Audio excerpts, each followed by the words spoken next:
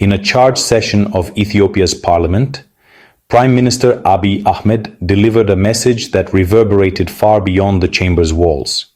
He declared that access to the sea was not merely a strategic goal, but an existential necessity for his nation, a demand, not a request.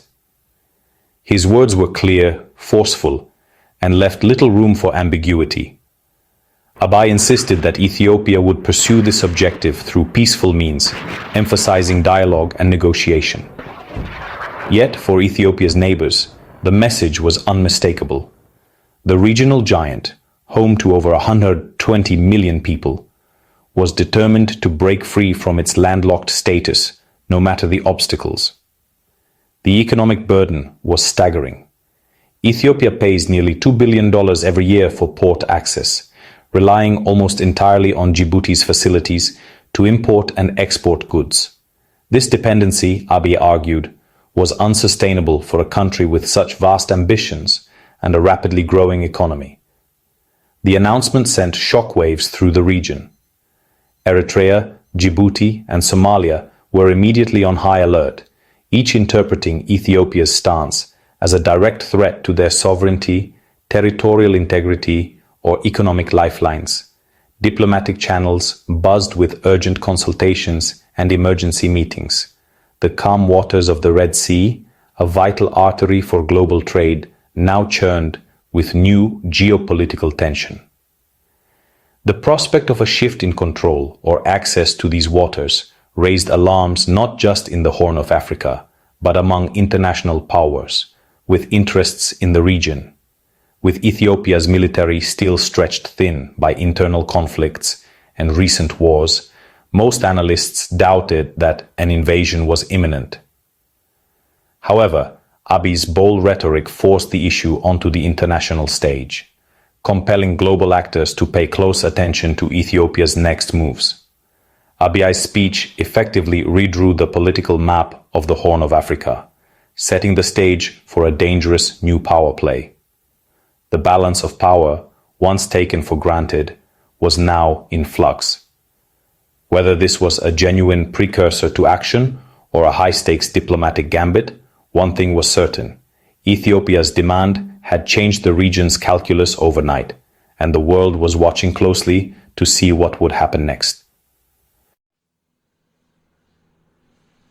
Eritrean President Isaias Afwerki wasted no time. As soon as news broke of Ethiopia's controversial demand for access to the Red Sea, Afwerki sprang into action, understanding the gravity of the moment.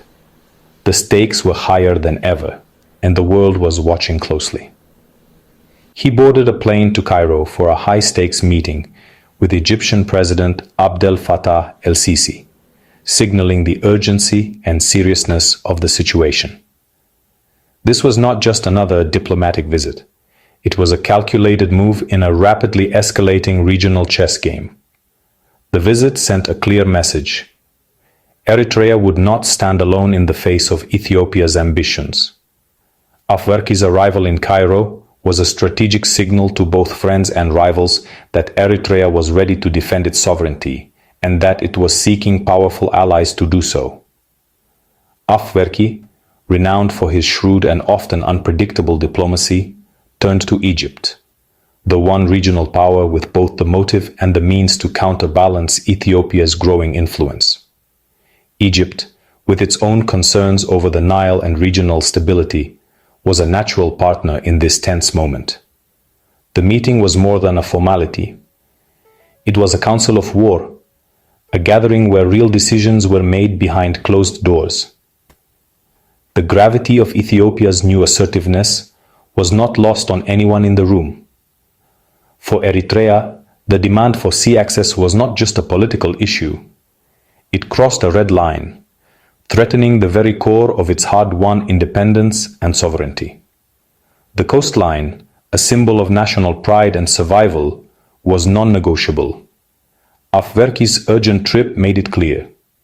When it comes to Eritrea's coastline, old alliances and past rivalries are set aside. National survival comes first, and Eritrea would do whatever it takes to protect its borders. Official statements after the meeting were deliberately vague, filled with diplomatic language. But beneath the surface, the message was unmistakable. Any aggressive move by Ethiopia would not just spark a bilateral dispute, but could ignite a full-blown regional crisis. Afwerki was already reaching out to other regional leaders, quietly building a coalition. What began as a border issue was quickly transforming into a complex geopolitical confrontation, drawing in neighbors and outside powers alike. The Horn of Africa was now on edge. New alliances were forming, old rivalries were reigniting, and the world was bracing for the next move in this high-stakes regional drama. Egypt and Ethiopia's rivalry is rooted in the Nile, but the Grand Ethiopian Renaissance Dam has brought it to a head. Egypt fears the dam gives Ethiopia control over its water lifeline, threatening its survival. Ethiopia's quest for a Red Sea port is seen in Cairo as another front in the same existential struggle. And Ethiopia, with both the Nile's headwaters and a Red Sea foothold, would become a formidable rival, able to challenge Egypt's influence over key maritime choke points. For Egypt, this is unacceptable. Water security and geopolitical security are now intertwined. Supporting Eritrea is a calculated move to contain Ethiopia and block its path to the sea. The Red Sea has become the new battleground in this long-running Cold War. The fight is now about who will shape the Horn of Africa's future. Behind closed doors in Cairo, Afwerki and El-Sisi discussed more than diplomatic platitudes. Analysts believe they explored a strategic pact to contain Ethiopia, with Egypt offering Eritrea political and security assurances. Any Ethiopian aggression would be seen as a hostile act by Egypt, raising the stakes for Addis Ababa. For Eritrea, securing Egypt's backing against a much larger neighbor was a logical move. Talks likely covered diplomatic support, intelligence sharing, and even military cooperation. The goal: create a credible counterweight to Ethiopia and make Addis Ababa think twice. No formal treaty may have been signed, but a deep understanding was forged. Egypt and Eritrea would act in concert. The Horn's balance of power was shifting, with new alliances forming in the shadows. Eritrea's coastline is sacred, a symbol of its hard-won independence after decades of struggle. The Red Sea is not just a border, but a lifeline, an enduring reminder of the sacrifices made for freedom and the resilience of the Eritrean people. Every wave that crashes on its shores echoes the determination that shaped the nation's identity. The idea of ceding or leasing any part of it to Ethiopia is unthinkable for most Eritreans. For them, the coastline is not just land, but a matter of dignity and survival. It's a red line that cannot be crossed, a core part of what it means to be Eritrean. The government's silence on Abiy's demands is strategic, refusing to dignify the rhetoric with a response. Instead, Eritrean leaders project an image of calm resolve, signaling to both their citizens and the world that they will not be pressured or provoked into rash decisions. This calm exterior masks a shrewd diplomatic play. Eritrea is using the crisis to break out of isolation and attract new partners. Behind closed doors, officials are quietly reaching out, leveraging the situation to open new channels of dialogue and cooperation. The threat from Ethiopia makes Eritrea a valuable ally for Egypt and Gulf states wary of Addis Ababa's rise. These countries see Eritrea as a strategic counterweight, a potential partner in balancing regional power and securing their own interests along the Red Sea. Sovereignty is both shield and bargaining chip, allowing Eritrea to extract concessions or support in future negotiations. By holding firm, Eritrea can demand respect for its borders, while also using its position to negotiate aid, investment, or security guarantees. Afwerki is positioning Eritrea as the gatekeeper of the southern Red Sea, forcing all parties to deal with him directly. His government is making it clear that any regional solution must pass through Asmara, reinforcing Eritrea's relevance and influence. By standing firm, Eritrea boosts its national pride and strategic value.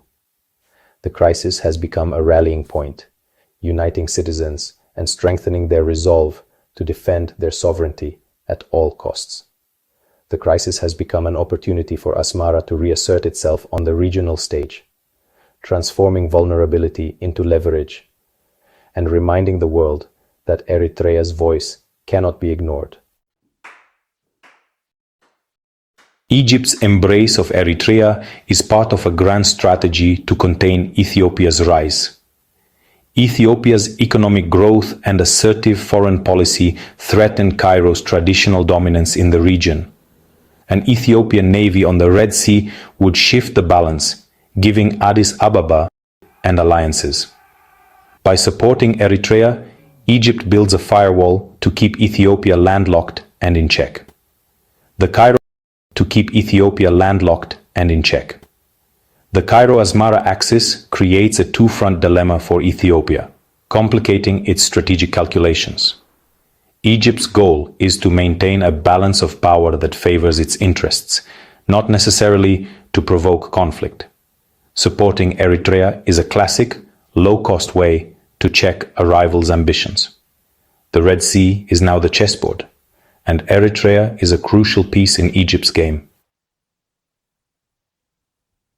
Abiy Ahmed's declaration triggered a spectrum of regional reactions. Ethiopia's government quickly backtracked, insisting its sea quest would be peaceful and mutually beneficial. Eritrea responded with strategic silence, focusing state media on Afwerki's diplomatic successes, especially with Egypt. Sudan, mired in civil conflict, remained silent, its eventual stance uncertain but potentially pivotal. Somalia, meanwhile, reacted with alarm, seeing Ethiopia's ambitions as a direct threat to its fragile sovereignty. The region was a patchwork of alarm, silence, and defiance, each country calculating its next move.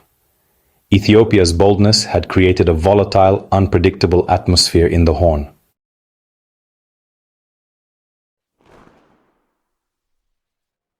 Single power dominating the Red Sea. While not formal members, they may offer tacit support or use their influence to discourage unilateral moves. Ethiopia's boldness has accelerated this coalition, making its path to the sea far more complicated. The region's future now hinges on how this new axis responds to Addis Ababa's every move.